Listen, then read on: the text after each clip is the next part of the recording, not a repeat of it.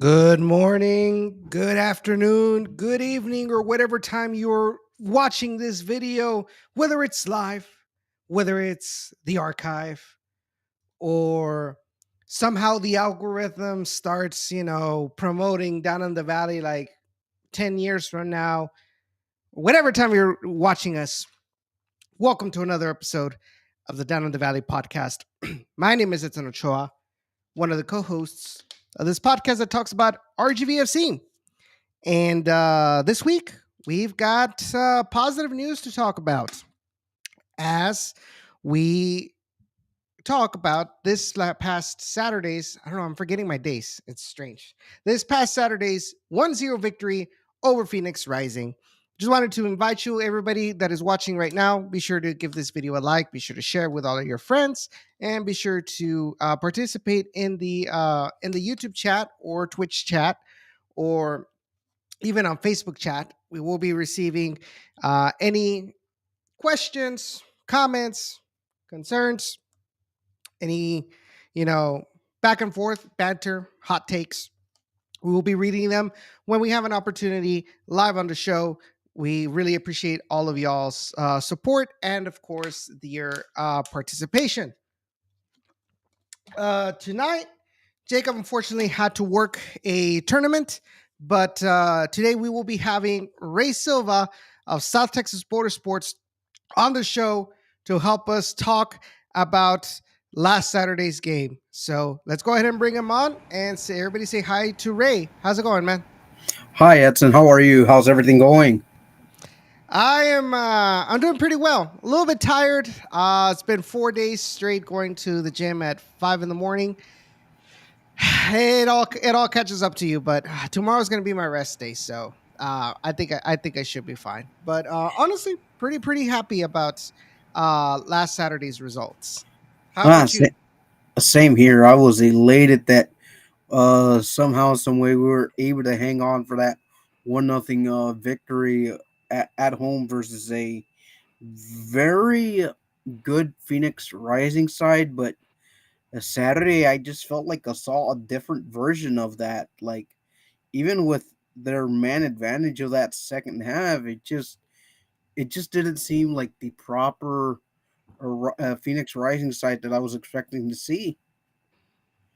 And we'll talk about that. We'll talk about that later on once we start discussing the match, obviously. But the first thing I want to talk about, and it's a topic that we talked about in last week's episode with Harry Austin. The reason I want to bring this up is I feel like you know how it says hindsight is 2020. But the topic we touched up on last week, you were a bit n- not against our analysis of the aspect. You felt that you had a completely different opinion regarding the way that Wilmer rotated the squad.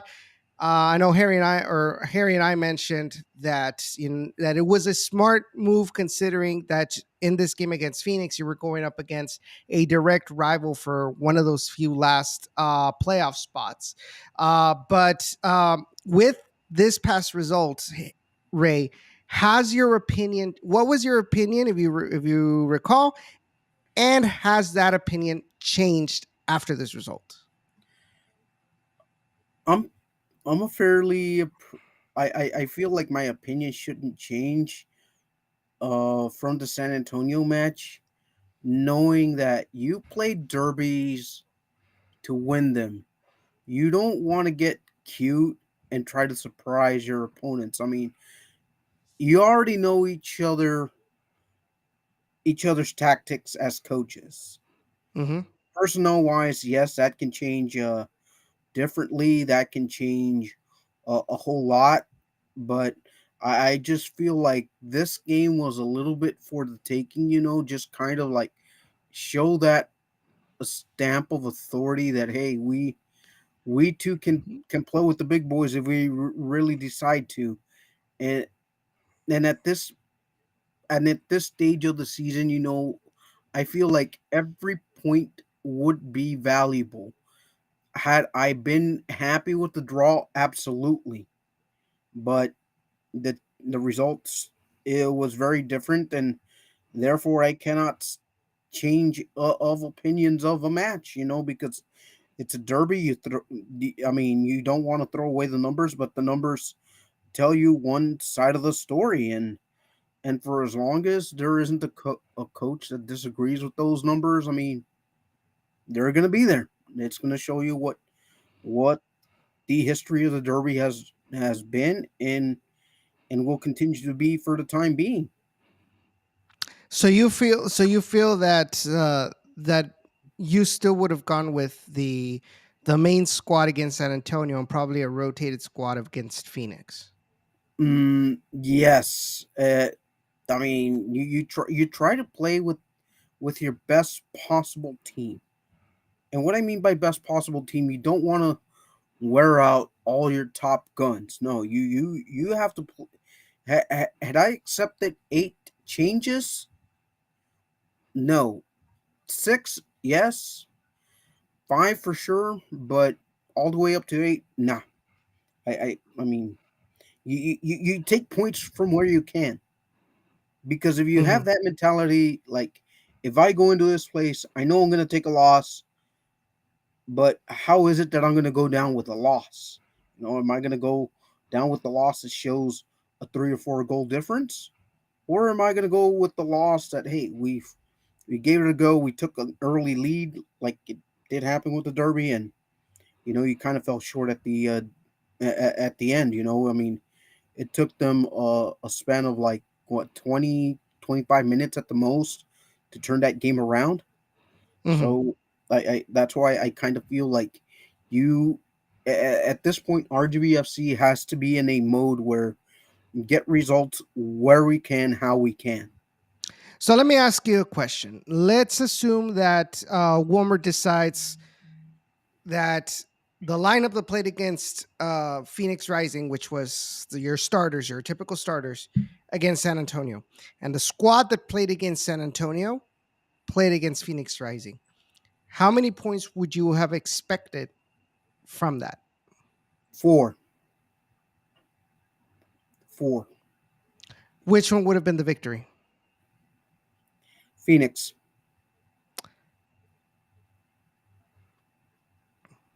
Okay. So you believe Because that. Phoenix has been seeing like all of our top guns throughout all these games. San Antonio was the big wrinkler. However, we could have thrown them a big wrinkle and not see ourselves in the precarious position that the team has been in. Okay. So given your thoughts, you do feel like right now we would have been at the what am I thinking of? Right now we would be in playoff spots.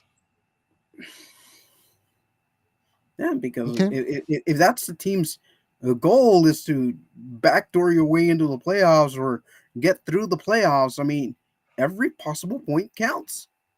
Okay. So now I Win ask or you this none. question. Okay. So now I ask you this question. Okay. Would have would have in the case that, let's say, RGV gets the draw against San Antonio with the main squad, and RGV loses against Phoenix Rising in uh, last Saturday with the B squad or the C squad, however you want to call it.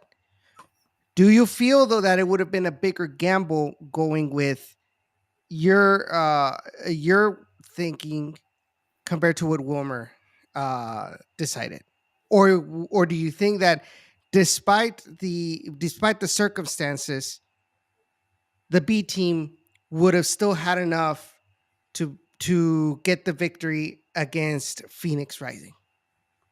I still think that I still think with the way this team is built and shaped, I think they would have they could still take Phoenix.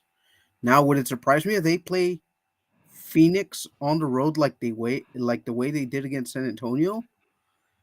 I'm not even begging.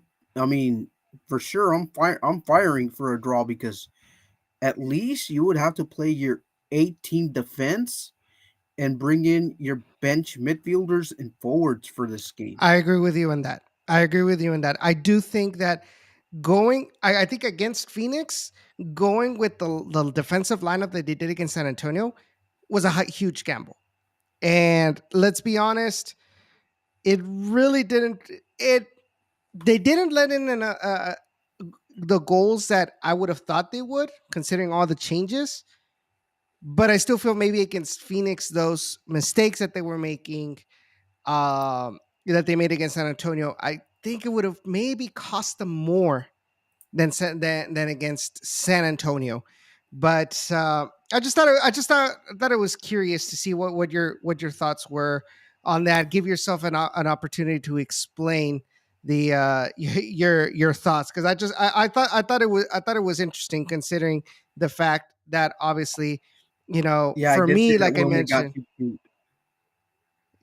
cute. you mentioned that he got it too cute with the amount of changes that he made. So just wanted to get your thoughts on that. So want to give a huge shout out to Abraham Moreno. He says, who's right here on the chat, obviously Costas Titan, who is on here as well. So Abraham says he also expected more from Phoenix Rising last Saturday. And then Kosla said Ray is speaking facts. Ándale. And then continues on saying the Toros were not going to drop points against Phoenix with their C squad. Phoenix was that bad, which I find surprising. Yes, we know that El Paso is a huge dumpster fire right now. I saw glimpses of their game from last Saturday, and defensively, El Paso is terrible. But even considering that, I mean, Phoenix was coming into this game with a 5-0 win over Phoenix. Phoenix 5-0 over El Paso Locomotive, right? So you would have thought that Phoenix would had more firepower than was actually seen on Saturday. So Ray, let's take a look. First, let's talk about the starting 11 for RGV. Want to hear your thoughts about it, since you were there at that match. Unfortunately, I didn't even get to watch it live because I was in Monterrey and my cousin's 18th birthday party. So, unfortunately, over there in Mexico, you have to have Star Plus, which is a separate um, streaming service to ESPN Plus. So, you know, unfortunately, I wasn't able to see it, but I was able to see, the archive once I got back to the United States. So the starting 11 for this match, for RGV FC, you had obviously Tyler Derrick on goal. You had Jonathan Ricketts, uh, Wahab Akwe, excuse me, Eric Pimentel, and Frank Nodarce. And here's the surprising part: Ricky Reese as a wingback on on the left. So there was a surprise right there, because a lot of times you would expect that the natural replacement, or the natural player to put in that position, would be Tomas Ritondale, but Wilmer decides to put in Ricky Reese in that position. What were your thoughts on that? For me, I thought it was something. It didn't catch me off guard for the following reasons. I felt like Phoenix just had a little bit more explosiveness on the wings to start the game. Correct. They started out pretty well in that aspect, but um once I found that Phoenix wasn't really doing anything with the wings, it really allowed Ricky to come up a little bit up the pitch, and just try to play balls forward, and even put himself like in a forward position to try to possibly be in a 1v1 situations. Uh that's how I kind of saw Ricky Reese in as a wingback, and it this game because that's what the tactical setup allowed a little bit.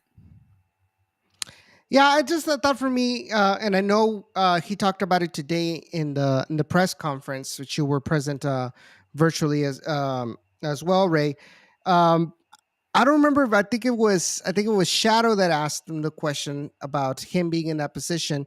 And you could clearly see, because he explicitly said himself it was a position that he really wasn't used to playing. He, especially with the fact that now he says he felt he had a lot more defensive responsibilities than offensive responsibilities. But obviously, he mentioned that we have to adapt what Wilmer tells us to do. It's an opportunity to learn more. A different position. I just felt that, considering, like you mentioned, Ray, that Phoenix, for the most part, tends to like to use the wings and exploit them.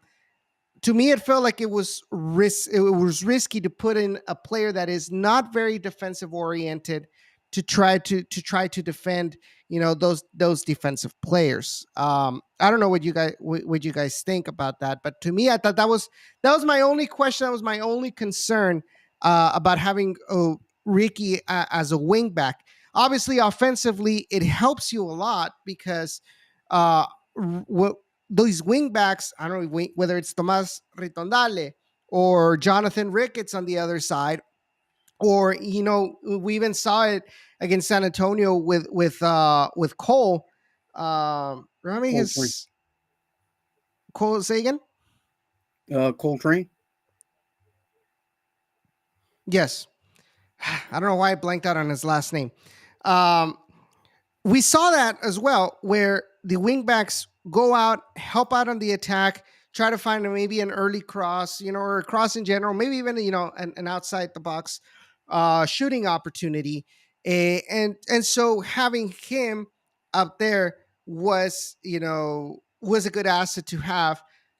My way of thinking, or the way I kind of analyze this, you look like you're completely disagreeing with me with what I just said. No, no, no. I'm not disagreeing with anything. I mean, I'm just trying to put sense into what you're trying to say here. Like, go on, go on. I'm hearing you. Okay, okay. Talk.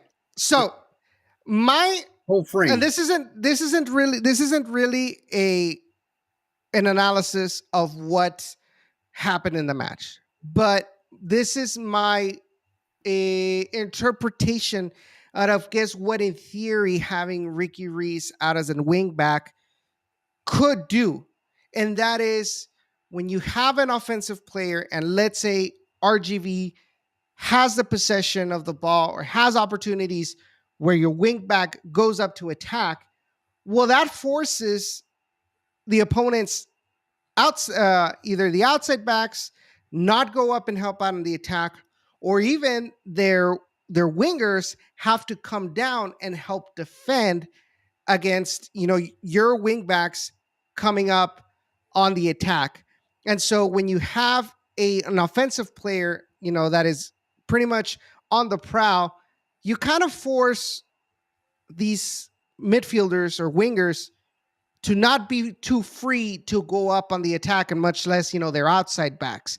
Obviously, if you look at the stats of what happened in the match, you see that out of the 90 minutes, 66% of the game, of the possession, was held by Phoenix Rising.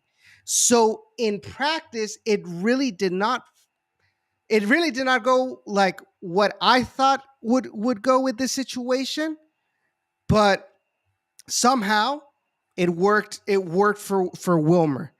You could say that it was the fact that Phoenix Rising, as you all mentioned many times right now in the chat, just didn't have what it takes. Obviously, I think we're all used to having, a Phoenix Rising with a Solomon Asante or Didier Drogba, back in the day. Omar Or Bravo. exactly. So like these high quality players, speedy, high quality players out on the wing, that if you Los gave them Rapidísimos. los rapidísimos, whereas like you give them an inch and it's pretty much like a mile for them, kind of thing, because of how dangerous they were in short spaces, and much more, in long spaces, right? And it seems like now with Juan Guerra, uh, Phoenix completely changed. You also see that I think Phoenix lost a lot of these key players, and the players they brought in really have not, filled that standard that was normal for Phoenix Rising in earlier seasons. Yeah, the Rick Shantz Phoenix Rising team. Yes. I mean, I kind of miss those teams, to be honest with you. I felt like it was going to be a complete attraction of total opposites. You have a coach in Rick Shantz that love the attacking methods, and then you bring Juan Guerra, who's like completely polar opposite of the attacking. And yet, with the man advantage that Phoenix had, there was just like uh, that those opportunities that they had, it just kept going, not wasted, but it just felt like the attacks were completely incomplete. Yeah. So we already talked about the defensive lineup. And right now we'll go ahead and talk about the actual what happened during the game. But in the midfield, you had obviously two midfielders with Taylor Davila and Juan David Cabezas.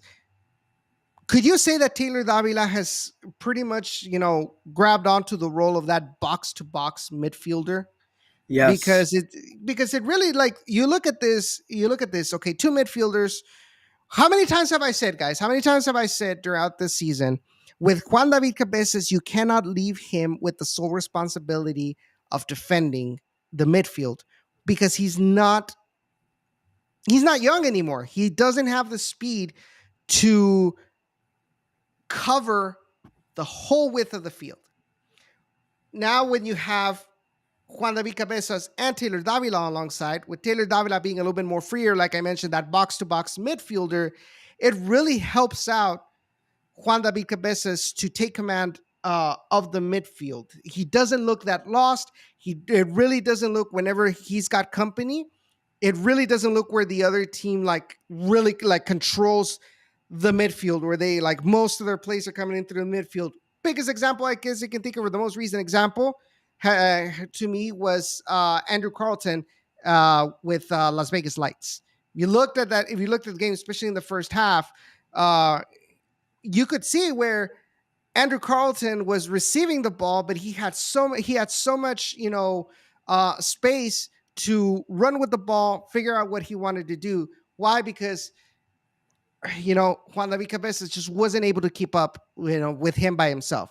But now you've got a little bit of help with Taylor Davila in that box to box role, and he looks. I feel like it looks a little bit more comfortable for what Warmer has planned. Yeah, I mean, it's just I kind of feel like Davila has really cemented himself with a real with the real opportunity for him to grow in the system that he is in, uh, and hope that he can continue to progress in whatever's left at the end of the season, because he's been real big for the club. I mean, he's got numbers to back it up. He's got performance. He's got the performance data to back it up, and I just feel like Davila has always been such a good player from his arrival. So Costas Titan says Taylor Davila is such a G. Cantu better head to his bank and get Taylor his bag this winter. I really hope so. But I would not be surprised with how well Taylor Davila has been playing. I think he's been outstanding in a lot of parameters, not only at RGV's level, but I think in the league overall, he has some statistics that are some of the best in the USL Championship. Not like number one, number two, but top 10 at least. you know I'll have to double check, or maybe I'll put something on Twitter, and I'll verify with the USL's website. But he's been a really, really good midfielder for RGV. Not only does he kind of help defensively, but offensively, he's got vision. I think he leads, if I'm not mistaken, Ray, he leads in chances created and key passes for this team. He scored goals from outside the box, so he's a good overall package. So I do agree with you, Costless. Cantu better pay him, give him the bag, because I would not be surprised if either MLS2 teams come knocking or higher, USL Championship teams come knocking at the door wanting Taylor Davila to move to their team. And I would not be surprised that these teams are going to offer a lot more money than what RGV can offer Taylor Davila. So he is, to me, he is a one of the cornerstones from which I do think that Wilmer Cabrera should build upon, at least in the midfield. And to back up that claim about leading the team in chances, head and shoulders above your boy Cristiano Francois. Accurate long balls, 4.5 per game, 5 goals for us. Um, Mm-hmm. so, I mean, again, he's right there. I mean, he's the second in big chances created with 3. Uh, the guy's been really good at successful tackles per 90. At 1.3. So the guy is doing some work. He's doing some work to really conceal his spot. What's up, Mike? Glad you made it to the show, man. So up on top, this is where we got another change in the lineup. Obviously, you've got Juan Galindez as your striker, Wilmer Cabrera Jr. out on the wing, but now you have the return of Christian Pinzon into the starting lineup. And I know Christian Pinzon has kind of been a topic for the last couple of episodes regarding what's going on with Christian Pinzon. Why has he looked a little bit more what's the word? What is the word? Nerfed. To use the meme, he's been nerfed. Uh, Ray, what did you see out of Christian Pinzon in this game, or why do you think that Christian Pinzon has not looked as amazing as he did last season? Well, think of it. It's now his first full season with the club. Put that as a side note for a second.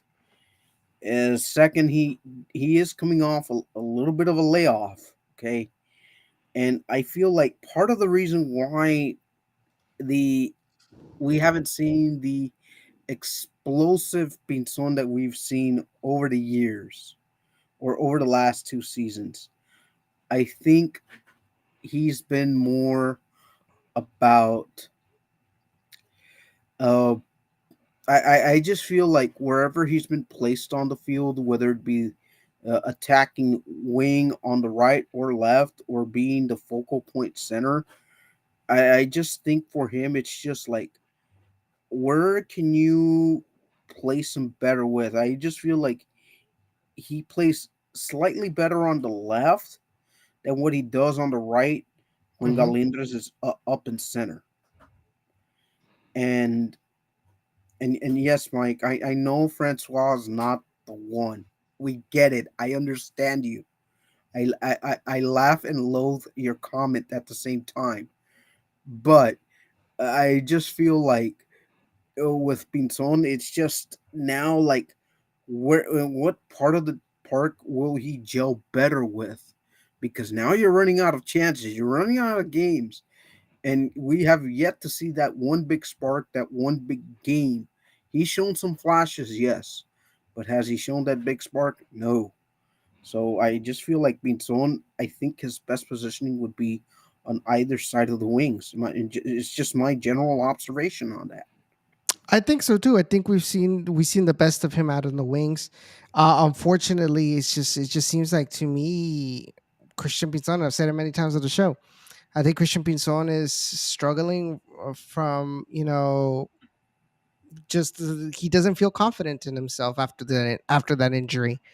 You know, Costless asked the question right here. He says, "Better left wing, Francois or Pinzon? Sad to see Pinzon not be the guy he was from 2022." Well, Costless, to be really honest with you, I am gonna go a toss up here. It's clearly that he's not the guy from 2022. Clearly, because you got to respect the fact that preseason in the Mexican Liga de Expansión compared to the USL Championship, the formats are completely different. Okay, um, Pinzon finally had his first full season, picked up a knock. That knock kept him out for a little while, and it's and with the Liga Expansión, he was barely getting any game minutes, or rather being placed on the team sheet. So it's kind of hard to give you a full detailed description as to who is the better left winger, because Francois, also coming in from another championship side where he was barely getting any minutes, and yet he hasn't been injury prone like Pinzon. So right now, I'd give you a toss up. Yeah, So yes, I my agree with you, Mike. Yes, a long shot. Uh, uh, He said eh, Pinzon by a long shot. No way Pinzon misses all the easy shots Francois has missed this season.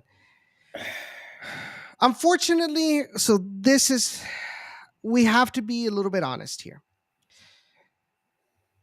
In potential and what we've seen, what the ceiling is for both of these players, I think there is no competition. Pinzon is the better player as far as what his ceiling is, what his talent is, what his potential is.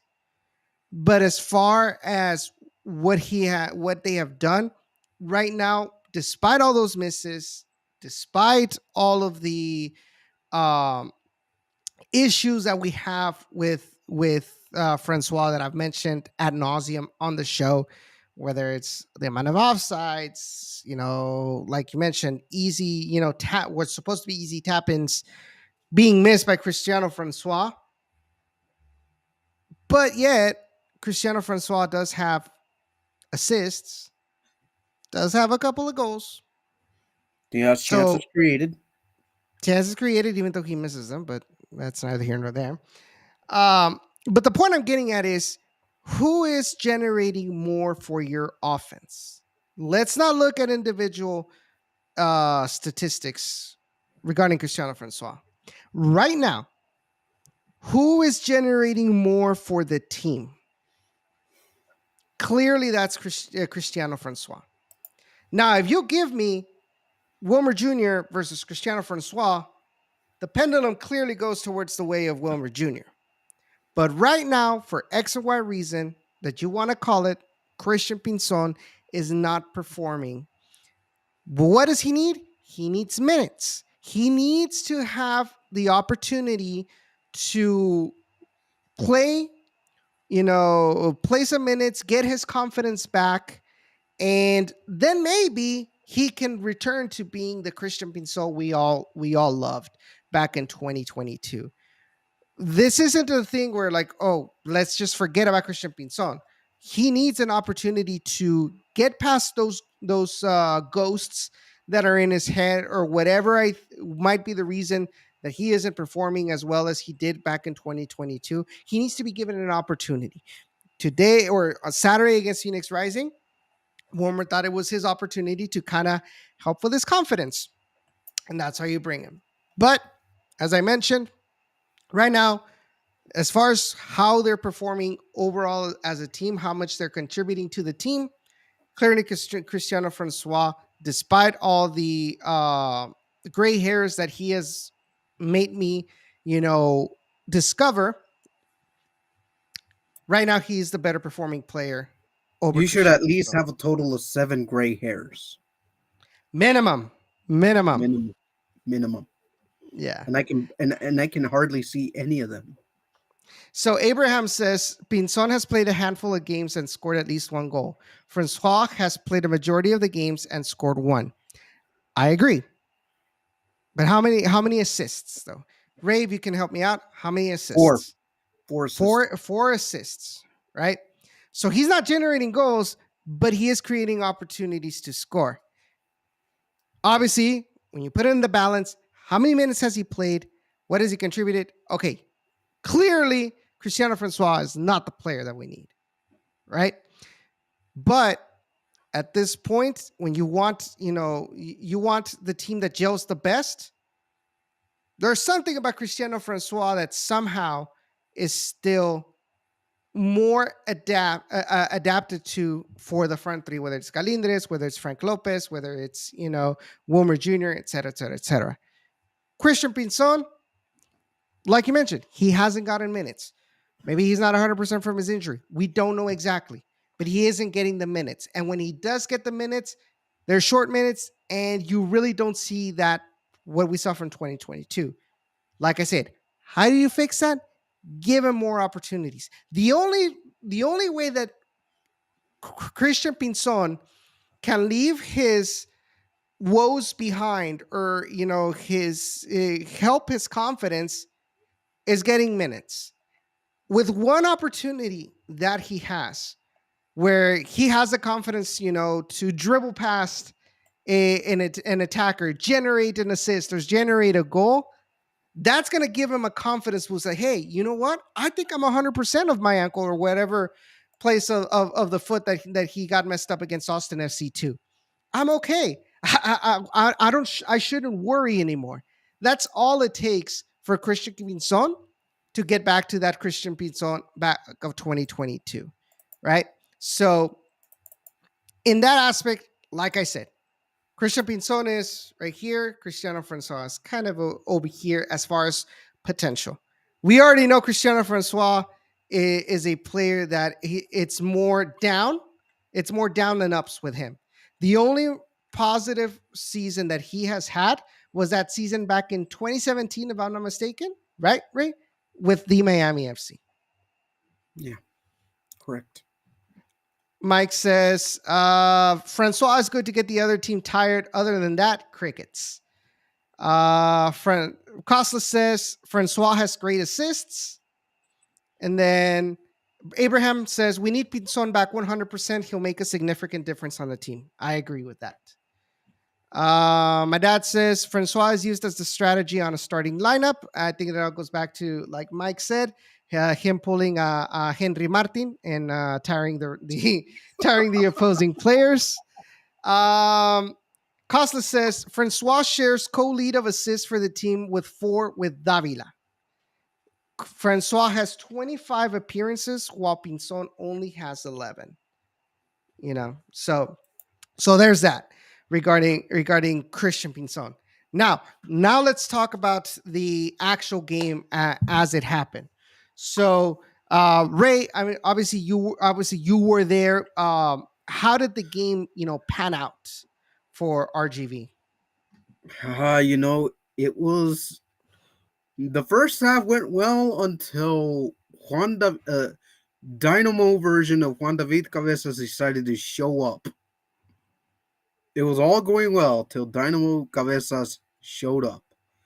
We're looking here early on in the 17th minute as Davila with the in swinger, and Carlos Harvey, and a former Los Dos guy, did not mark Galindres, and Galindres starting up the little party up there. DJ Galigol. But see, so there's a couple of things here that I like out of this play, right? And if I recall correctly, Ray, Galindres did mention about that he had been practicing that particular play during the week and in previous weeks as well, and it finally became fruitful for him and the Toros. So as you see right here, there's a couple of problems that I have regarding Phoenix Rising if I was a Rising fan. Okay, number one, it all goes back to what we talked about regarding RGV against San Antonio FC. You have just within the 6-yard box 1, 2, 3, 4, 5, 6, 7, 8. You have 8 defenders just within the 6-yard box, right? with 6 attackers. So you have an advantage of 2 players in within that region. So Mm-hmm. And Galindres, and sorry, go ahead. I want to highlight in that section that you're pointing right there. Hmm. Uh, right there where Galindras is at, Hmm. a little area right there. You have three, potentially four guys, and the goalie Correct. where the in swinger is going to land. In that situation, if you're Phoenix, I would probably drift out, go cover the second post backside because he's on an island. If that ball lands over here, you're also looking at a set piece, big chance right there. Now another thing. Usually, defenders or defending teams, when it comes to corner kicks, will have somebody standing right next to that near post for this exact reason, to make sure that if there is a shot that is going right near the near post, they're at least able to have an opportunity to intercept it. What's happening here?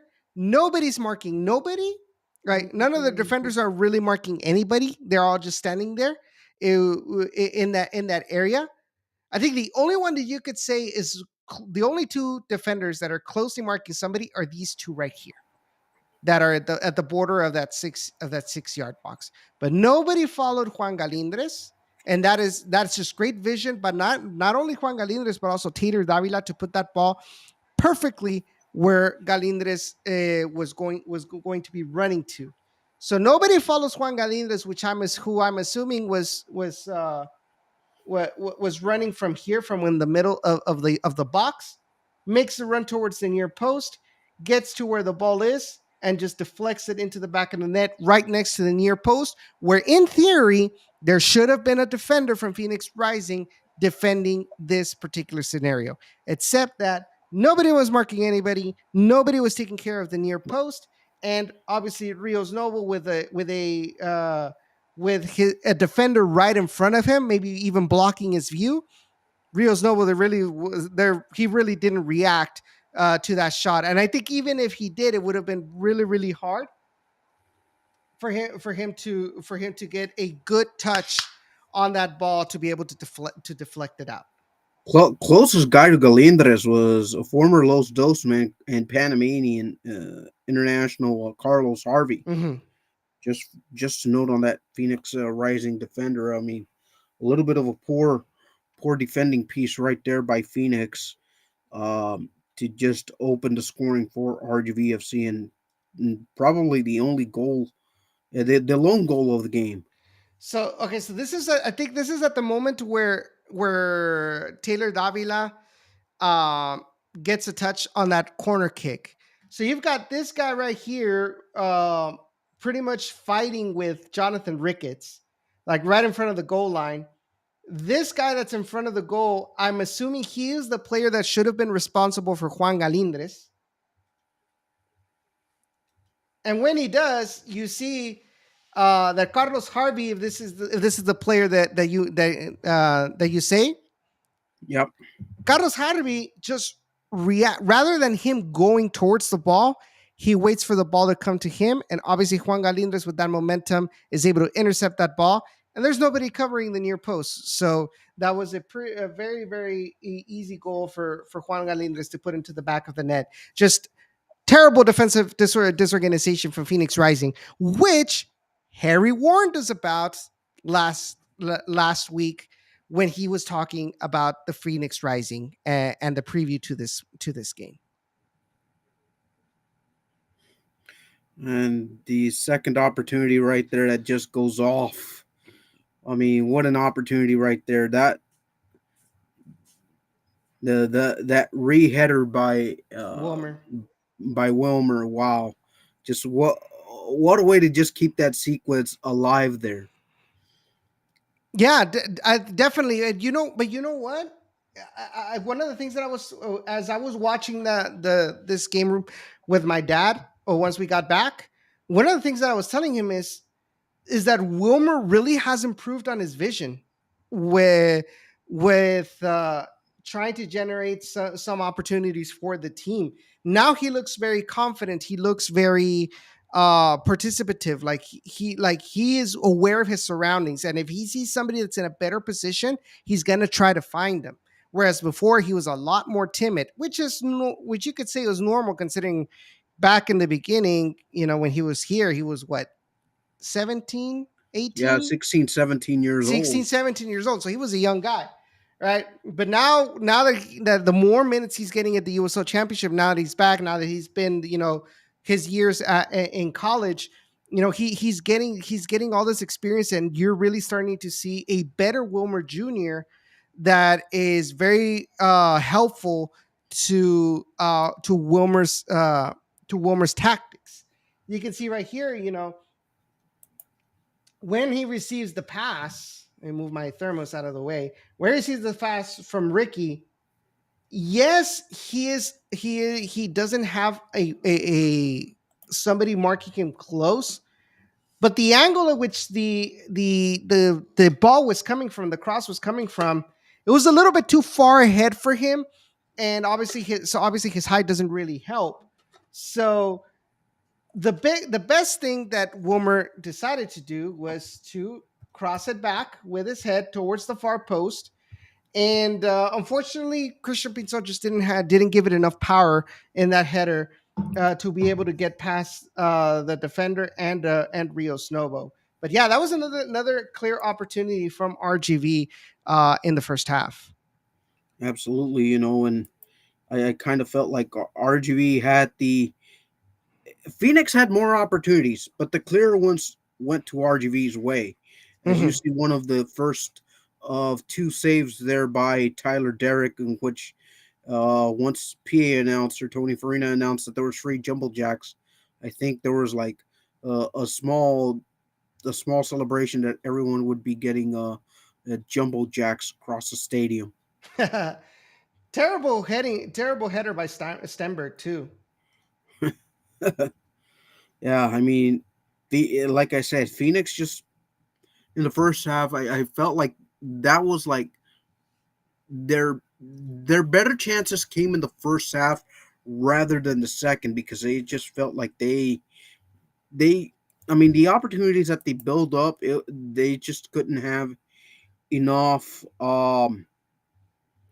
It was like once they got to the final third, it was like it just kind of felt um they would just run out of juice Mhm. and they would just like toss the ball around to see where they could attack the defense from. So now the biggest thing. Oh, so real quick, said Mike says Big Tyler Derrick has been on fire. I think he had like two or four big shot stops by the 40th minute. You know, Yeah, easily I counted three. Mhm. Easily three. I think in the first half he had two shots on target. Yes. One from outside the box that happened just a little bit after this play, and obviously this header from Stenberg. Now, my biggest concern is clearly that confusion between Frank Nodarse and Wahab Agüe. Yes. In fact, I had asked Tyler Derrick about that. He Tyler Derrick was just during post game conference. I had asked him about talking to Frank Nodadze, and one of the things that Tyler pointed out was that it was just like basic positioning on the pitch. Mhm. Where's he got to be? What shoulder does he have to look out to cover? What what adjustments did he need to make just moving forward when trying to read defenses and trying to stop uh, goals from going in? So now that makes me believe that Stenberg was not expecting that ball to get to him, which is why he wasn't ready to take the shot to get the header. By the time he realized that that ball came through, he was like, "Oh snap!" and just kind of like moved himself in a way that was a little bit awkward, just to meet with the ball. But because of that awkwardness, he wasn't able to put in the power or the accuracy to which might have been more fruitful for Phoenix Rising, and probably could have been the equalizer, you know. So there is that regarding the play. I was just like really concerned how, it almost seemed like Nolarse was covering Aquay, instead of covering, a Yeah, and defender. and it's been one of those just communicational things where Tyler Derrick has been helping out No Darce Hmm. throughout the season, and it's not the first time where you'll see Tyler Derrick tell No Darce, "Hey, look, you got to cover that side and watch this shoulder for potential run-ins against you." Hmm. So I think another. So here's another thing about the defense. So obviously we're looking at obviously the first half. You have that shot from that free kick that was unexpected for everybody. The other two shots that were made by Phoenix Rising in the first half were from outside the box, which meant that line of five alongside Juan David Cabezas and Taylor Davila.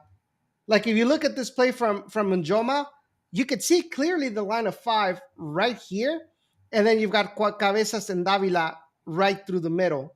I, y- And this is where we might differ in formation base. You could say it's a 5-4-1, which I kind of felt was the foundation of our lineup. Heat maps may suggest it could be a 3-4, a 3-4-1-2, or 3-4-2-1 type mhm, formation.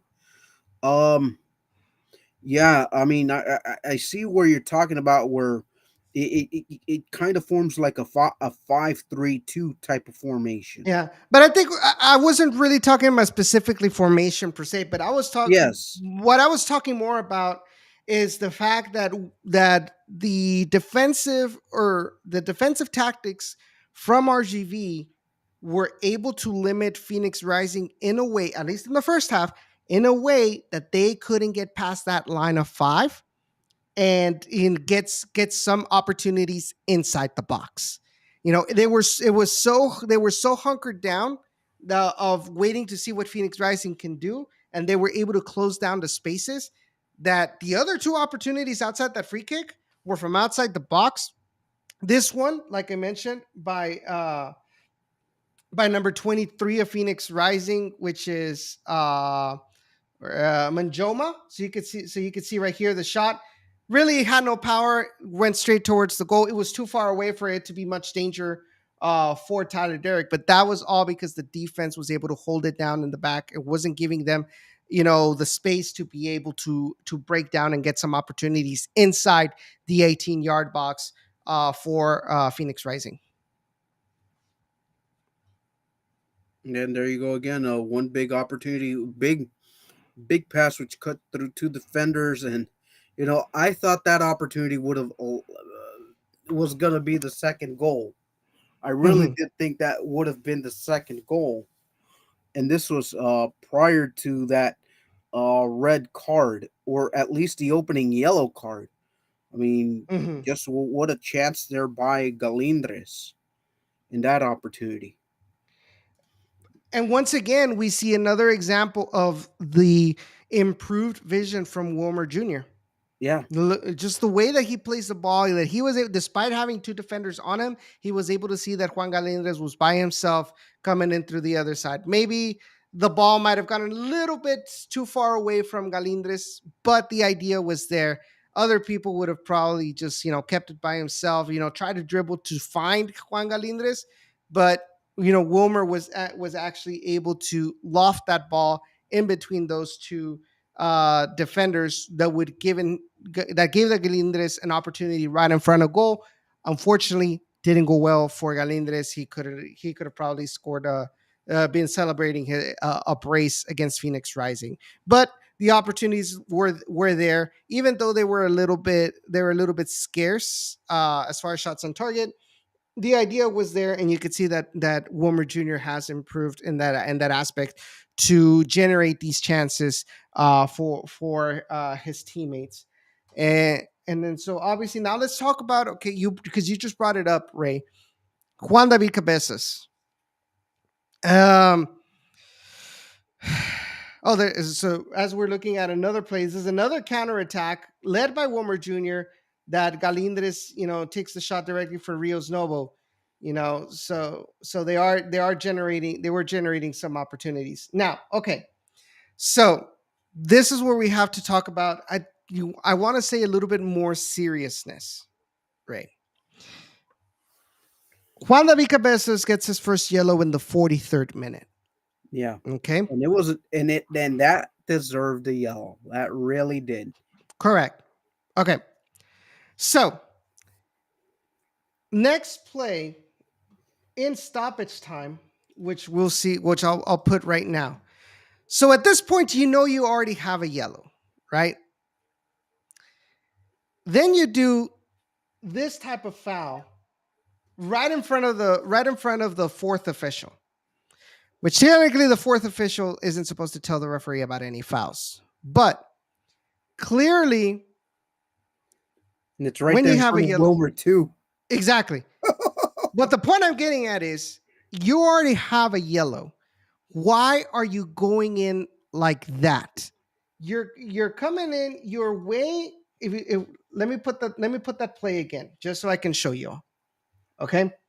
So the ball is coming over to, as you can see, Darnell King. Okay, to Stromberg, right?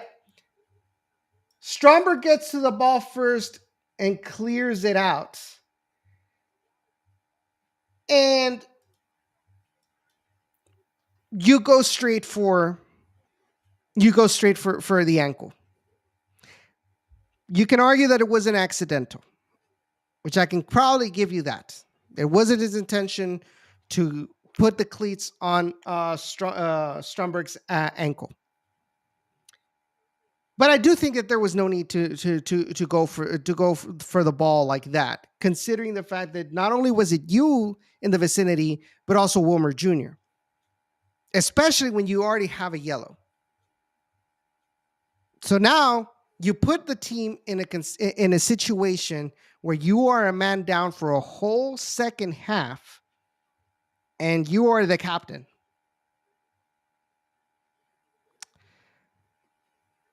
I don't know, was the lack of a lapse of judgment from Juan David Cabezas, or what do you think? I'm gonna go ahead. I'm gonna have to buy the lap of the the lapse of judgment. I mean, you got to see him in his Dynamo days. Didn't he have a lot of fouls similar to that? Mm-hmm. Yeah. How many times have we said, like, even with RGV FC, there's three sure things in this life: death, taxes, and a cabezas yellow. Haven't we said that about another player before that too? Pimentel as well. Yes. Yeah, I mean that is a foul. I mean, I mean that much you got to acknowledge. Now, So Mike says there is no way he can stop at full speed. Soft ass foul. I agree. If you look at it at full speed, the way he's going in, yes, he cannot stop the momentum. But that is a foul. And I was actually surprised that it was just a yellow and not a straight red, considering he went, full cleats straight towards his ankle. yeah, I think and you've seen it, Ray, like in other leagues, where even when it was clearly not intentional for the player to step on somebody's ankle or the back of their foot, with the cleats, straight red. yeah. We've seen it many times. I'm happy that it was double yellow and not a straight red, because Unless obviously, unless you're Luis Enrique Santander, he'll let that go. let's not talk about that. I don't want to talk about 2017 again. But the point of the matter is that um you would expect, considering his experience, considering the fact that he is the captain of the team, you would expect for Juan David Cabezas to maybe be a little bit less aggressive, and not put himself in the situation, considering he already had the yellow. And I think the worst part of it is, or at least what makes it worse, at face value, is the fact that the first yellow just happened maybe like 3 minutes ago. Because you could argue it could, like, when it happens where you get yellow carded early in the game, and then late in the second half you get the second yellow, because you're so focused in the game, you forget that you've already been carded, and so you go in for a tackle, it's a foul, yellow, it's your second yellow, bye, se acabó, órale, va para las regaderas. But Yeah, this first yellow happened like 3 minutes ago. So that makes it worse, I think, in a lot of people's eyes. yeah, and I absolutely agree that that is a 100. Uh, it's a lap of judgment. It's a lapse of judgment, and sadly he'll be out. I asked Wilmer the tactical setup changes. He gave me the nearly fifth agreement, the treatment, which is fine. Hmm. I'm okay with that. And if I'm gonna play a little bit of lottery here, I'm gonna guess that uh, Gringo Torres Yes, it's a gets the natural. nod. It's a natural replacement. Yes, right. And so my dad says, "Sabemos que, like, we know that Cabezas is not a dirty player." I mean, he's So not. He. I mean, plus he's not. comment. He is not dirty, dirty, but he is not a clean player either. I mean, No, I mean, he's gonna be a play. He's gonna be a player that he's South American players always play with their knife. Always play with their knife on their in their teeth. teeth. Exactly. you know but he's not he I think dirty in the sense of wanting to, like, injure somebody else. Okay, yeah, he's not, but he is clearly not a player that backs away from committing a foul even when it's not warranted, kind of thing, just Yeah, to stop the play. yeah, But it all goes back, like you mentioned, Ray. It's a South American style, and yeah, unfortunately, South American soccer really isn't well seen in the eyes of American referees, who tend to be a yeah. lot more strict in that aspect about these heavy tackles, especially when they go when they go cleats in towards an ankle. So to me, I think the yellow was warranted. The second yellow was warranted, and unfortunately, RGV in the second half had to play with a man down. However, it seemed like RGV was able to continue being organized defensively despite being a man down against Phoenix Rising. Yeah, absolutely. Just had to reach for a TV controller. It fell down for a split second there, but yeah, I mean, I, I agree with Abraham's comment there. I don't think there was any bad intentions with the penalty kick or with the second yellow. It's just that it's just when you clatter a player like that. Yeah, let's see. You're gonna catch the attention. Mhm. You're just gonna catch the attention there, and it's just one of those things. Like, okay, it happens. Move on. We play with the player less. So, considering the situation of playing a whole second half without Juan David Capesas, how did you see Wilmer Cabrera and his adjustments for that second half with 10 men? You know, I really liked the way he shaped his team the second half. I really did because he held back two of his best offensive weapons in his son Wilmer Jr. and um golly, and Ricky Reese. He Hmm. held them kind of back, made them be part of that back line, and to not make a substitution until like midway through that second half. That kind of really surprised me a lot. And you know how I've always been. a vocal critic about uh, late substitutions. I mean, Hmm. I have to give his due where he brought in uh, Eric Kinsner or like early on in that second half, Hmm. where he uh, where he brought him in early on in the second half to kind of give a little bit of a rotation, just due to Wahab's. He took a pretty heavy knock. So you bring in Kinsner for Wahab. Uh, great change there. You kind of have to flip Nodarse in you shift Nodarse to the side where Akwe was playing, and you put Kinsner where Nodarse was. So Hmm. you have that forceful change because of the knock that Akwe took. Hmm. So, Costless had mentioned earlier in this show, he said, I hope Aquay isn't that badly injured. I saw him taken off in a stretcher. So we haven't heard anything. Nothing was mentioned today in press conference regarding Wahab Akwe and his condition. And like I say, I guess we're hoping that come Saturday he is ready to go, and it was just a scare for Wahab Akwe. So in the second half, obviously, Phoenix Rising had a lot more opportunities, had a lot more shots, especially inside the box. You know, we talked about that in the first half, it was only one off of the free kick, and the other two were outside the box. And going by the chalkboard in the USL Championship website in the second half, it seemed like Phoenix Rising had seven total shots with two of them on target. One of them from outside the box and one of them from inside the box, right?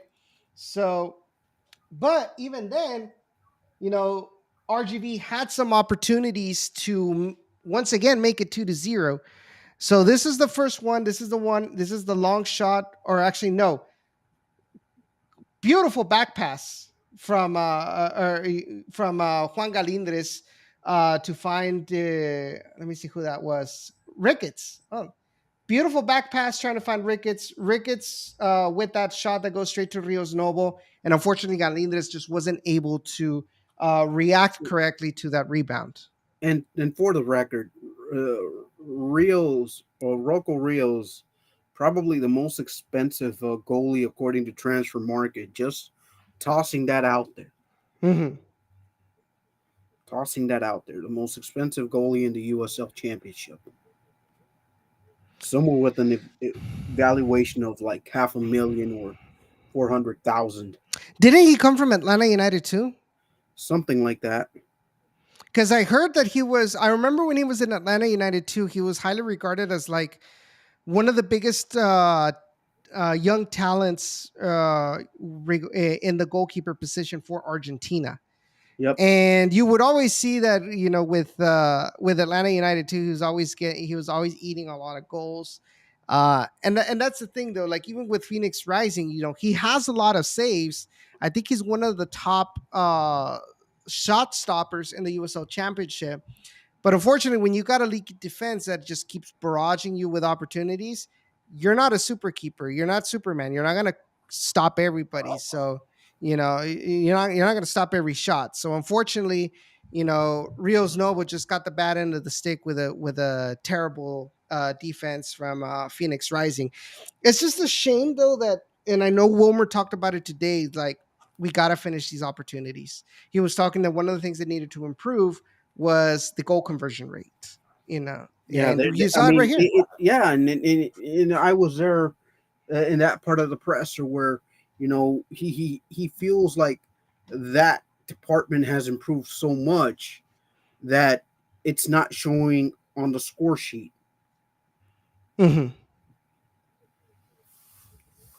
I'm guessing this is hold on. I'm guessing this is where Aquay gets hurt. Okay, keep going, keep going, keep going. Oh, it looks like his left foot got stuck in the on the grass. That looks painful. Yeah, like he kind of took like a pretty good stinger there, Yeah, and then but off scythe. offside. Good old, good old Ugo Chavy's a Bozer reference there. Yeah. So like even then, like you could see that Phoenix really wasn't 100% very dangerous, as you all mentioned it earlier in this episode. Seems to be there a lot of filler in the, oh, what a shot. So there's an opportunity that hits the post. I want to say that was Davila. For Rewind that. I want to say that was different. Rewind let that. me. I shall rewind it for you. Yeah, no, that's Davila. I know. I think it was referenced today as well when they were talking about when Coque Vegas, if you recall. Yeah. You know, so good vision from Taylor Davila. Ah, man, it would have been perfect had that ball gone in. Rios Novo tried to become Nahuel Guzman, but not everybody can be a good Nahuel Guzman. So there can only be one Nahuel Guzman. Well, at least he didn't pick up. At least he didn't pick up a chunk of grass and toss it into the stampede. Hey, that's only Rayados' fault for that terrible pasture that they call a stadium. Yeah. But see, look at all these slash opportunities from Phoenix Yeah. Rising. They weren't able to put them in target, and that just goes to show the I guess you could say the organization from the defense of not giving these clear opportunities. And then there's. To, Sheesh. offside. Not No, surprised. but you should have seen the run that Francois had in that build up. That was beautiful though. Had he not been aside, that would have been a very beautiful goal. And yes, Very beautiful goal there. you're right, Abraham. That when the ball hit the bar, the crowd just groaned. Yes, I agree. I was like heading towards. I wasn't towards the tunnel, but I was in the northeast corner side of the stadium, where Mhm. somehow some way it Mike stopped me on my way over there, and sadly, I will share this personal bit of news, but I saw one of my former bosses there at the game from indoor soccer, and as much crap as I've given this person, I, I I feel like he wasn't fully responsible for why everything went down. And I will say this much: when they let you cook dinner, at least they ought to let you choose what fruits and vegetables go into the dinner that night. And that's all I'm gonna say. Interesting. But yeah, so that was the game for RGV FC. Really, they won by the minimum. Clearly, had some other opportunities that they weren't able to put in the back of the net. But they got the job done. They got the 3 points, and not only did they get 3 points, but it also avoided Phoenix Rising from getting even more ahead in the standings, which is why I mentioned that I thought this was a good idea. You make sure you beat Phoenix Rising to just so the fact like even if you win, if Phoenix Rising was playing another team and they win, well, you're not catching up to them, right? So you win, you get your 3 points, and you at the same time you don't allow Phoenix Rising to get ahead to continue to keep their distance away from you. So now, if you look at the standings, RGVFC is only a point away from making it into the playoffs.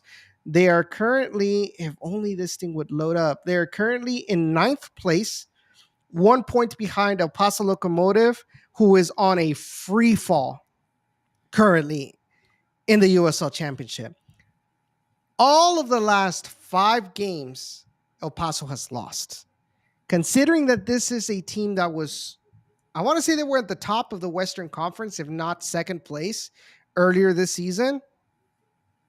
Now they're on the verge of getting kicked out of the playoff zone. And even they're even with this result. RGV is 1 point behind Phoenix Rising, who is in seventh, and 5 points behind Colorado Springs Switchbacks. So which the comes to my opportunity is there. which comes to my point. You just said Phoenix Rising, El Paso being on that free fall, our coming up opponent, San Diego Loyal. What do they have that RGV doesn't have?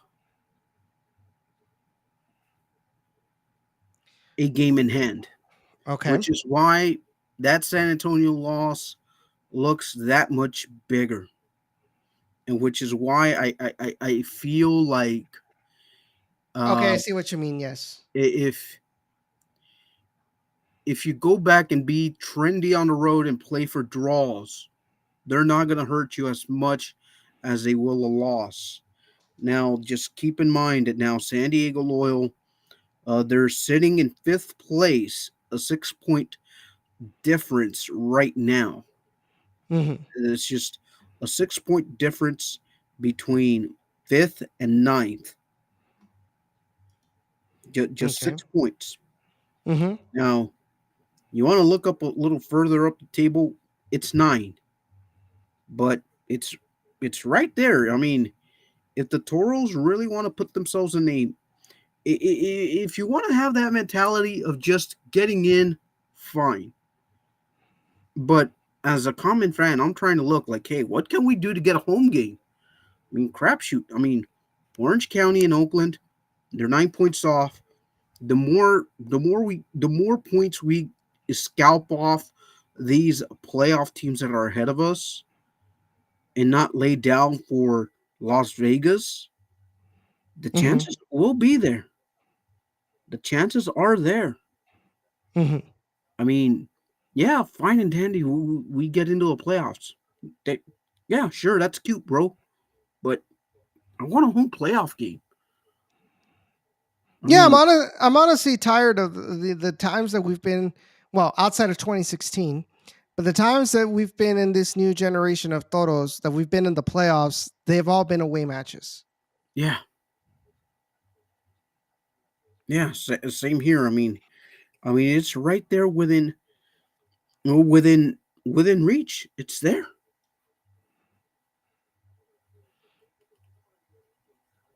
So if I'm not mistaken, they have to be fourth, right? Fourth and above Yes. to get at least a home playoff berth, or one home match during in the playoffs. Yep. Yeah. So I mean, the good thing is that the Western Conference is tight and it's very, very competitive. The bad thing is the Western Conference is very competitive, Yeah. right? So it's not going to be very easy for RGV FC to try to get back these points to make it to the top four, but it is very doable. It is very doable, and I think we've seen that overall in this second half of this season so far. I mean, they've gone and beat San Diego on the road. They've gone and They hold a tied 3-1 Louisville. record. They've got a 3-1 record over San Diego. Hmm. Yeah. So this is a very clear opportunity for RGVFC to take a bold step and show everybody else in the Western Conference that they're not going to be an easy team to beat. You know, so I mean, just San Diego is considered a good team by a lot of people. If you go and not only beat them at home, or not only beat them at their home, but also beat them at same here at home, that goes to show you a lot. Now, remember, you have to keep in mind that what is the first tiebreaker for the USL Championship? It would be Head to head, good. head to head points. So, with all of these teams, like right now, we have already assured if we were to draw in points against El Paso Locomotive, we have the advantage. We've taken the first step against Phoenix Rising to get an advantage. Colorado Springs, we've also taken the first step in getting the advantage since we beat them here at home. San Diego Loyal as well. We've already taken the first step. We've beat them at their home. Orange County, well, it was remind me the scores against Orange County because we already played them twice. Yeah, They beat us 2-1, I think, at or 2-0. 2-0 we at beat them. We beat them at home 2-0, okay. and at their place, uh, it was at their place we fell 2-0. So it's a 2-2 draw if you put the total aggregate. Yes. So there goes tiebreaker 1 and tiebreaker 2. Because tiebreaker 2 is goal differential in those head-to-head matches. The other one would be, and this is where we would lose against Orange County, would be points per game versus in-conference opponents in regular season games. Right? This is where I feel that we would have a disadvantage. Okay, now we look at Oakland Roots, right? We, if I'm not mistaken, we beat them on the road. I'm trying to get the schedule. Trying to get the schedule up for We this. For Oakland Roots, I know we had Yes. a Oakland Roots.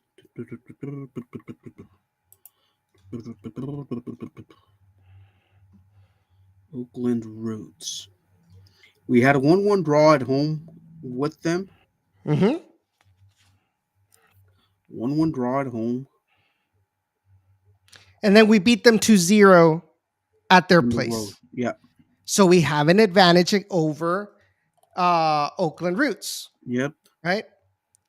So what I'm getting at here, because obviously we still have to face off one more time against San Antonio, and we've also got to face off one more time against Sacramento. But against those teams, trying to catch up to them, it's doable, but it's very, very unlikely that RGV would be able to catch up to both Sacramento and San Antonio FC points wise for the rest of the season, Yeah. right? So, but against these other teams, RGV is either in a tiebreaker advantage or is on the way to having a tiebreaker advantage if they do get these points. So all of that plays in favor in the case of RGV getting close to making a home playoff spot. But now we have to obviously we have to do our part against San Diego on Saturday, against Phoenix next Saturday, and I'm not sure exactly when they play against Colorado. That game would be the second game against Colorado is the 30th of September, right? Yep. So there's an opportunity right there for the taking for the Toros to get a good position in the playoff spot. But they have to take advantage of these games, and like they mentioned today at pressers, they have to play each game as if it was a final. It's a good thing we are not Cruz Azul.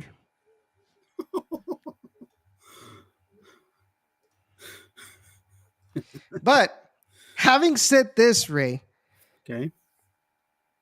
what's your outlook for Saturday's match against San Diego Loyal? Prediction time. Not necessarily, just the fact. Okay, a bit of context. I know we don't have time today for a quema no quema, right? But today launched real quick. Today was announced a bombshell news from San Diego. San Diego Loyal has announced that they will be ceasing operations after the 2023 season. And I was given a screenshot by Harry, who I give a huge shout out to.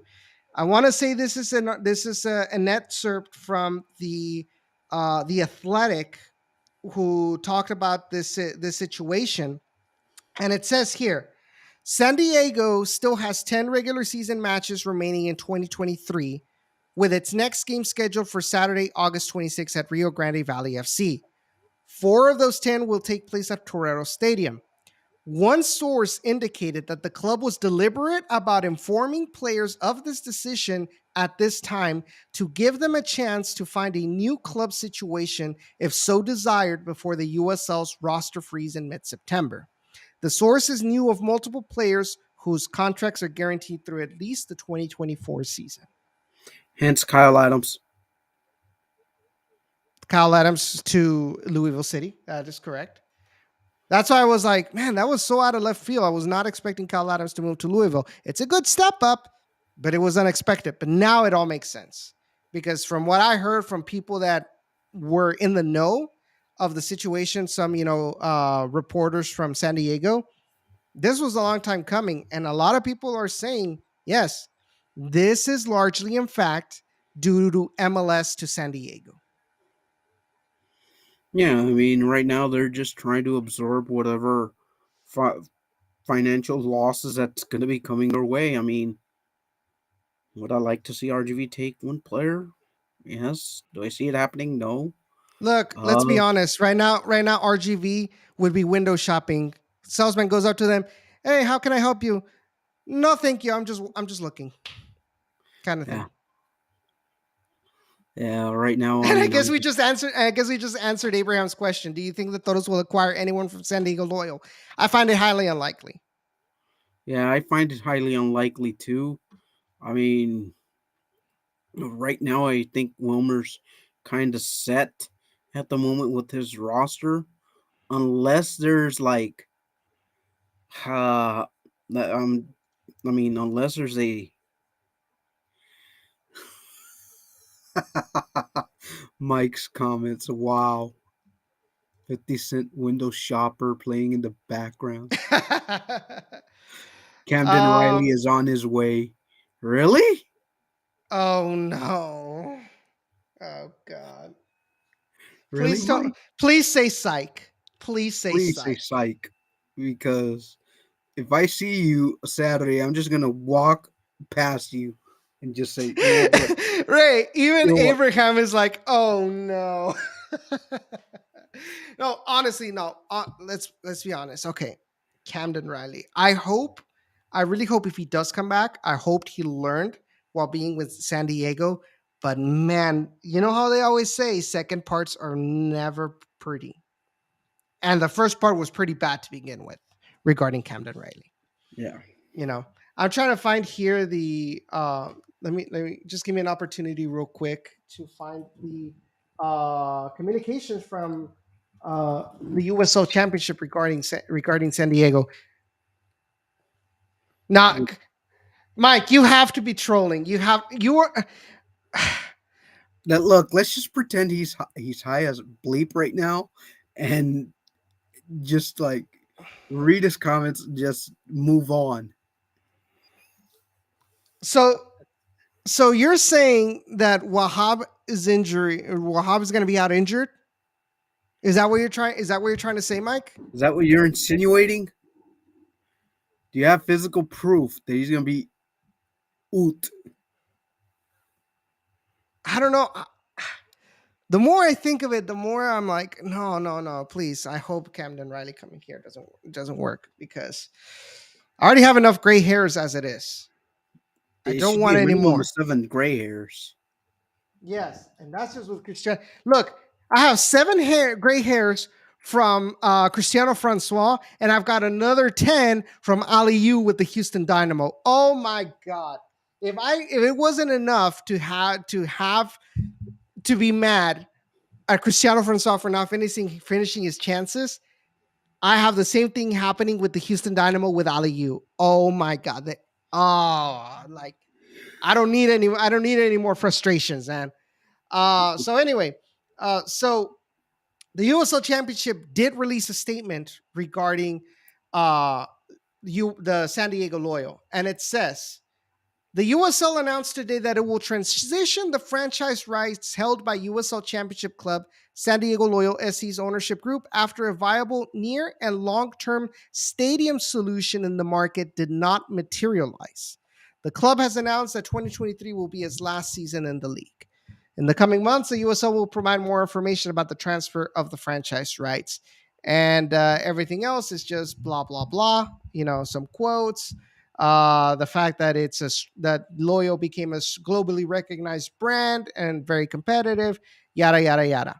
But the biggest shocker here, USL citing that the reason that the Loyal are shutting down is because there was no near and long term stadium solution for San Diego Loyal. One phrase that did catch me off guard with that is the transfer of franchise rights. Mm-hmm. That you know, and I know we haven't heard anything on this market. Was the Fort Worth market, which was an obvious play for a USL market. Mm-hmm. That's just me speculating with the Well, proper didn't they? knowledge that I Weren't they? don't have. Weren't they? Wasn't that the Austin Bold franchise though?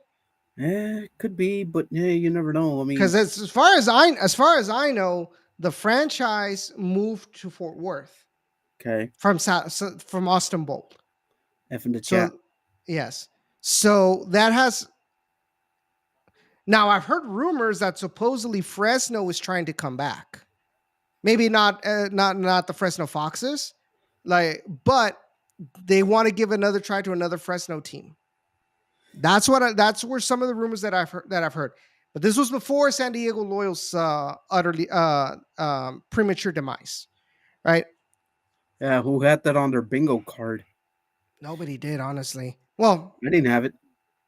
I thought that somehow, even with MLS coming into San Diego, I felt that it would have been viable for San Diego to have the two teams. Yeah, But the record shows, and we see it with St. Louis, with St. Louis FC folding with the coming of St. Louis City, Austin with Austin FC and Austin Bold, obviously. What else?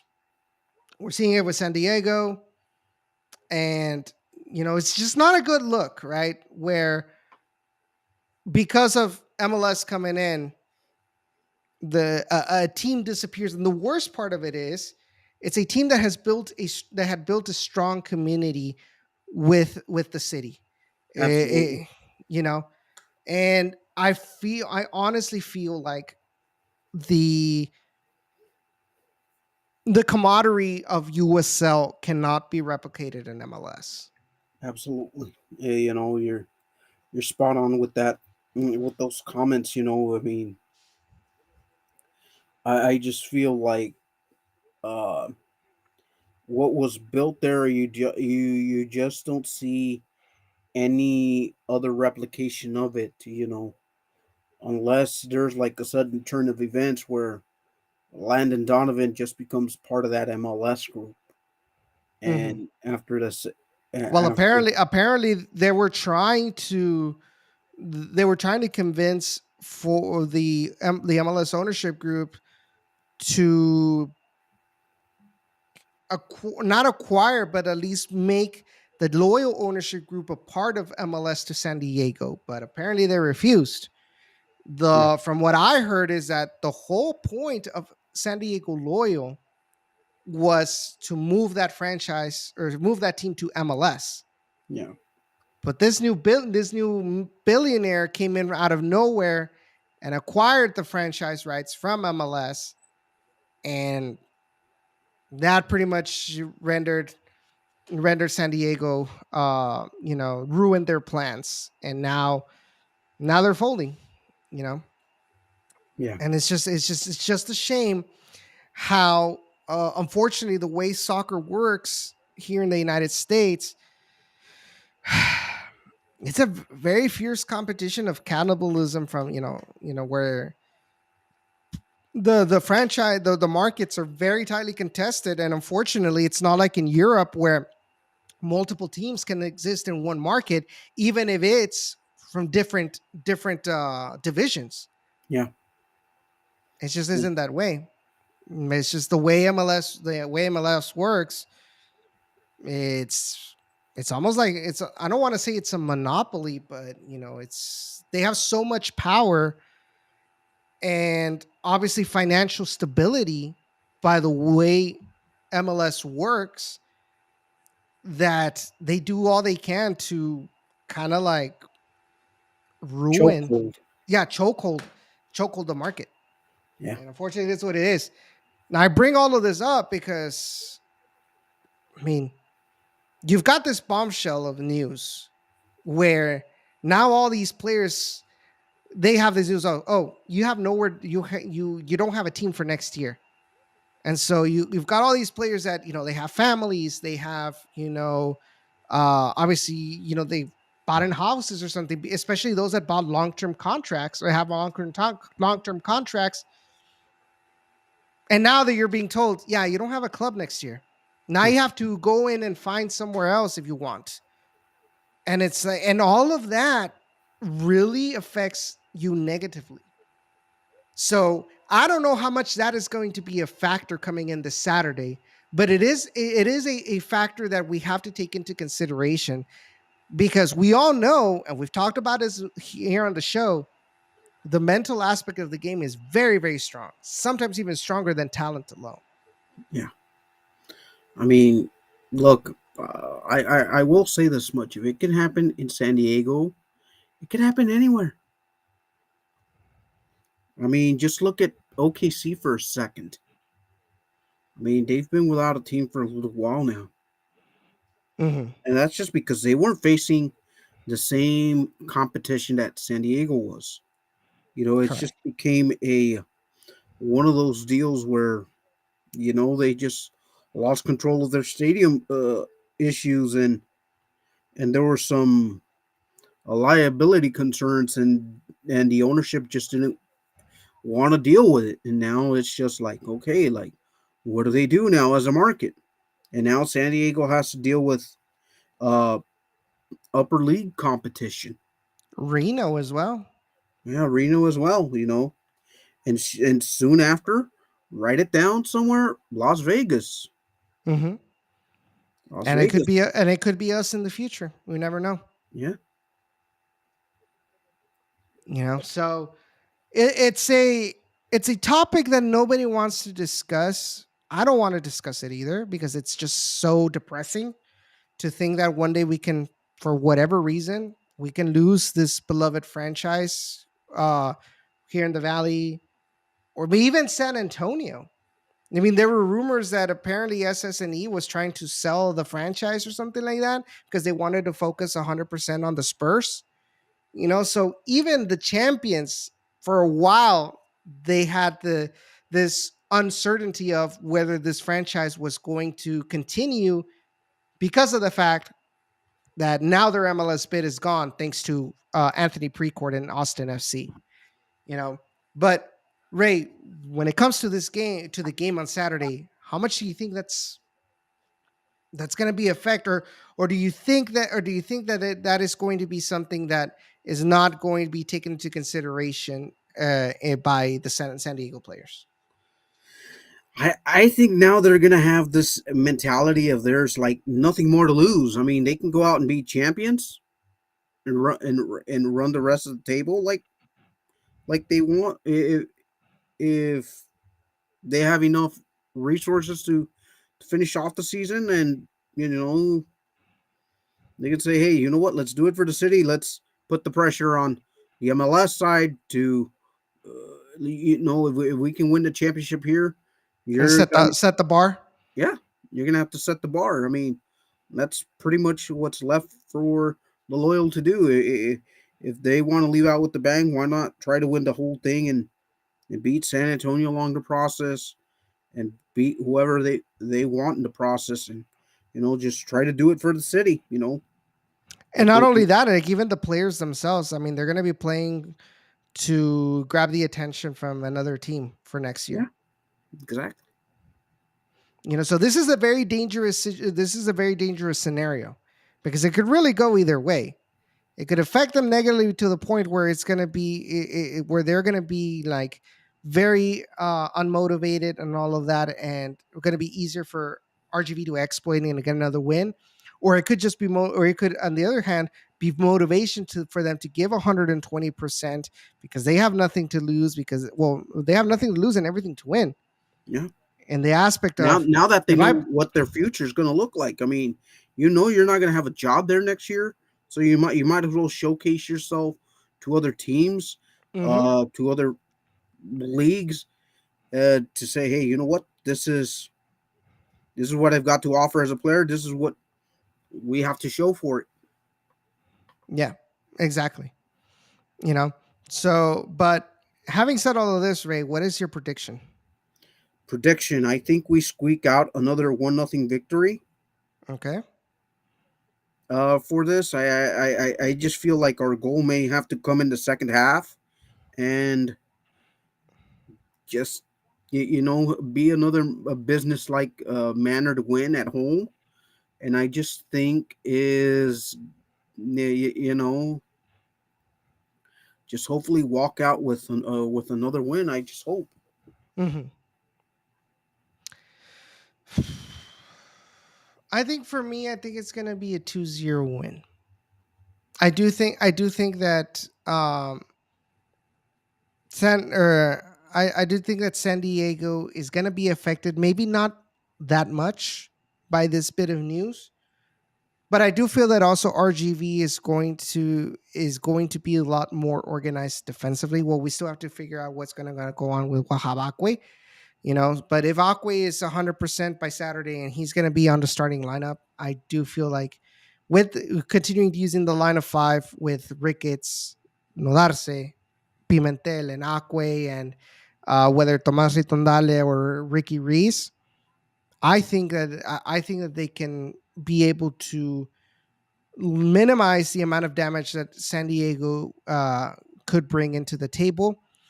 And I just think the only question of B is on the attack. Can they improve that conversion rate and take advantage of these opportunities that, like, especially like Phoenix granted them? They had a lot of opportunities and they weren't able to score. There were the shots would be on target, but they wouldn't be going into the back of the net. And at the end of the day, what counts is how many times that ball goes into the back of the net, right? Yeah. But I do think that overall RGV has shown that they can go up against the best of the best in the USL Championship at full force, right?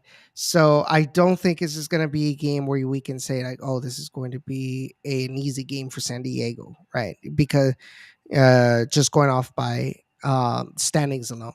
I do think that RGV has really good elements, really good tactics that can probably get them ahead and into the win. But it's not going to be a blowout either. Um, he says, talk to two players from San Diego, and trust me, they are super bummed out. They didn't even practice today. Oof. Wow. Wow. I mean, I, I mean, it's what kind of you expected, you know. Which is warranted. Obviously, you got to give them Yeah. time to Assimilate the news, talk to their exactly. agents, and talk to their families foremost. Hmm. Exactly. And Especially when they've got kids in school, because they just started school. That's the other thing. yeah, So then I got to talk to the kids. Hey, it's more than likely you're not going to be back in that school come next year. You're going to have to go to a different city, have like lose all the friends that you had. It's tough for the kids, man. Jeez. yeah. It's just terrible. It's just terrible all around, man. So Mike says 1-0 RGB for his regular prediction. Bold prediction ring. With San Diego having nothing to lose, man.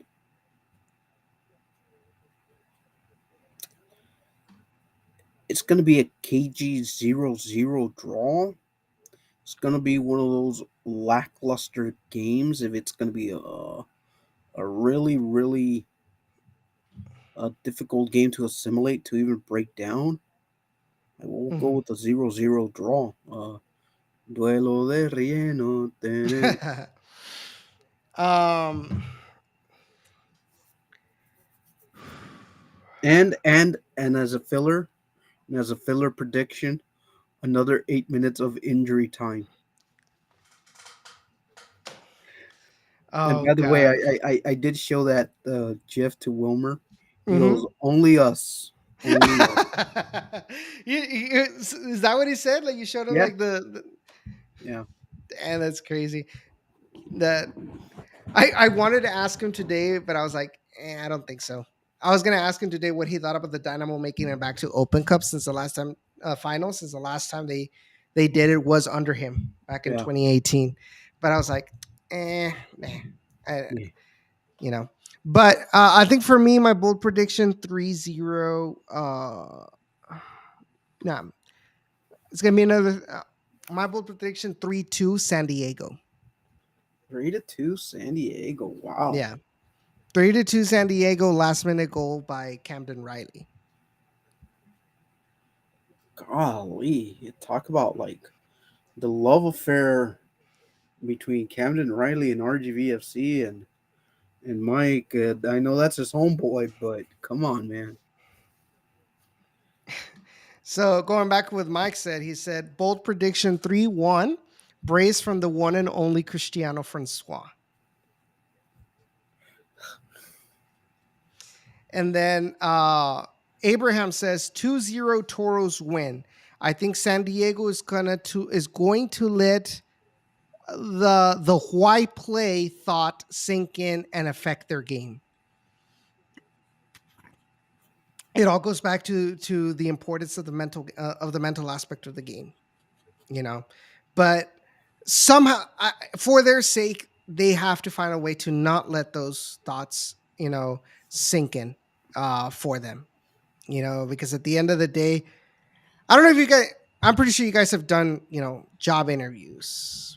But one of the questions that I always get whenever I get interviewed is always the typical describe a situation where you've gone past an unfavorable event and were able to get out of it and explain what you did to overcome that negative situation. And this is for them, this is their moment.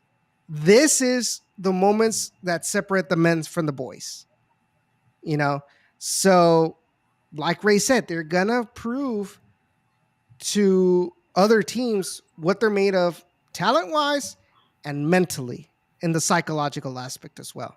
Because obviously, like, especially teams that are always going to be fighting for the top, like Pittsburgh, like Louisville, like Tampa, like Sacramento, and even San Antonio, they're going to want tough guys, you know, that are able to overcome, in any negative scenario they can come with. So that's the thing.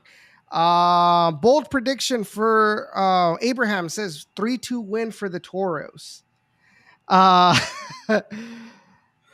and then says leave our future center back alone September 9th and a bunch of eye emojis.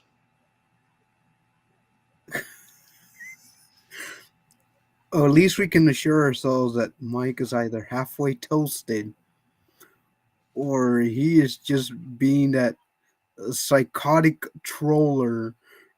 Or That he is RGV's Fabrizio Romano. Because I can assure you, Mike has ways of knowing. that I will not question. That I will not question. But yeah, honestly, please no Camden Riley. Please, for my mental health, please no Camden Riley. I beg you. Camden Riley is going to be the reason I retire from freaking podcasting. I swear. Oh. Let's skip. What, what, Let's skip to our wait, next. Let's skip to our next comments. what, wait, watch check. Mike sent the link of the show to Camden Riley, and we're here shit talking him, and he's watching. Chinga. And at the end, Mike says, "You will thank him later, I promise." As the great Jerson Echeverry once said, "No No comment." comment. Exactly. When asked about future transfer plans, or was No it future comment. transfer plans? It was that, I think. Yeah. And he just I, stared. I think, was it you that he stared at? Or- no, he stared at you. It was me. Did I ask the question? Yeah. Oh, that was me? I don't remember that. But if I don't remember, it didn't happen. But no, yeah, I do remember that quote. That would always stay. That would always stay in my head. But guys, that's gonna be it for this episode. Uh, that's gonna be it for this episode, guys. So I want to thank you all for tuning in to the show. Um, Once more, I do want to I do want to ask you, if you guys like this show, please give this live stream a like. Be sure to leave a comment. Be sure to share it with all of your friends, and let them know that this podcast is here for the toros. Oh yes, Abraham, thank you for reminding me. Wear white on Saturday. They are going to have the whiteout event with Live Oak Vodka. There is going to be a giveaway. They are asking the fans to wear white. Although I still don't know what the Toros are going to be wearing if they don't have a white jersey this season. So I don't know how that's going to work. I don't know if they're. All I know is from the tweet that they sent Shadow, they is not going to be a special kit. So I don't know I don't know how that's going to work, to be honest. If there's going to be no special white kit for this event, but we'll see on Saturday. But yeah, be sure to go out there at the stadium on Saturday. Be sure to cheer on for the Toros. Invite your neighbor, invite your dog, invite everybody that you know. Invite your I don't know, your suegra, that hates soccer. Invite your Cowboys, all of your Cowboys friends. I mean, even if the Toros lose, I mean, the Cowboys are already used to losing, so I mean, it's not going to be any different, you know. So Yes, Harry, you did miss the SAFC recap. Thanks, Harry. If I see you next season, it would be nice as well. Harry, thank you so much for your support. Honestly, I mean, you can always catch up with the archive. Mike says third kit coming. LOL is going to be last year's away kit. They still have those? I would prefer the inaugural Puma kit. Oh, that one, the hexagon The one. the plain white tee, as you like to call it. Oh, that one. Oh my God, Jesus. That, which is the same template as last year's away kit, but all white. Oh my God, yeah, yeah. That was just like, ugh. But Last year's white kit, as I like to like to refer to it as the ice cream topper. oh yes, yeah, I remember that. I love it. I love it. I'm still and I stand by that. Yeah, you The only say only that because you reason got a jersey. it was the orange one. Oh no, yeah, it was the orange one that I got. I bought the white one from last year. The only reason I haven't worn it is because unfortunately my panza got too big, so it doesn't fit me. I look every time I wear it, I look like a freaking mistied sausage link. So, but that's why I'm going to the gym. So hopefully in the future I'm going to have a decent enough body to actually wear those jerseys again. All I'm saying is I wish I could wear the large jerseys again. I'm at extra large right now, so I have a lot of jerseys that I can't wear because they're large, and that makes me sad. But hopefully in the future, here's hoping. Guys, thank you so much for your support. We'll see each other next Thursday for another episode of the Down in the Valley podcast. We will be talking about the game against Diego and the game against San Antonio, you know, and obviously looking up forward the game against Phoenix Rising the next Saturday. But that's going to be it for today. Harry with the Ray, late not with the late weight joke there. I can't believe that. He says, "Come on, Trump is 215 pounds. LOL. Edson, you're Harry. Last time I weighed myself, I'm 235. Ding. Yeah. So, and it doesn't help that I'm only 5'7". So, Beefy. let's see what else real quick. Well, yeah, that's it for today. Ray, any last words before we go? No, just be aware of my YouTube channel for pre-game interviews, post-game interviews. Follow me on on Twitter or X, whatever you call that social media application. Thank you, Elon, for that.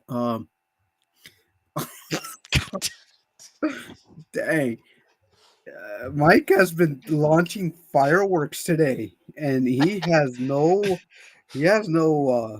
I don't know, no No holding shame. back. But anyhow, yeah, just follow me on X social, X, Twitter, YouTube for pre and post game video quotes, in game threads on Twitter. Soon to be threads once they get their website up and going, because I've seen conflicting reports that it's up and going now. So I'm slowly gonna transition there and put post game videos as well there, and even pre game videos for the match. Hmm. Um, But yeah, be oh, sure to check out check out his stuff. As I mentioned before, go to his videos, like them. Now, I don't think you can comment on them because you have them saved for kids, so that fortunately YouTube blocks comments. But like the video, share the video. That way, the algorithm can be uh, benevolent to race videos as well. You've also got obviously the El Gringo Pod with Shadow Wolf. You've got Costless with his YouTube shorts, with his YouTube videos as well. So any kind of RGV content, be sure to give it love and support on all of it, on all of the social media. That's the only way we can help the community, the fan base grow, and let new people that probably even have no idea about RGVFC know about its existence, know about the community, and just keep growing. Because let's be honest, I'm not happy the fact that I'm seeing empty stands. I want that stadium filled. Damn it! But thank you guys for your support. We'll see each other next Thursday. Ray, thank you so much for hopping on. no, thank And you, Edson. let's go, Toros. Have a good night.